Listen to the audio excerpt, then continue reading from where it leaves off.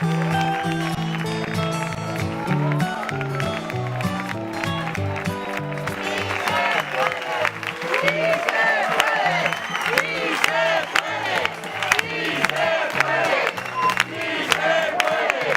le doy muchas gracias a todos por estar en esta noche aquí. Y aunque estas 2 semanas han sido muy duras, porque los mozos de escuadra nos sacaron de nuestra propia casa y nos arrastraron y nos golpearon, yo me dedico al cante y yo no puedo cantar porque las cuerdas vocales totalmente me las han roto y apenas puedo hablar. Mi niño, el de 11 años, también lo agredieron, a mi mujer también la agredieron. Y yo digo que si estamos en un país democrático, que lo demuestren.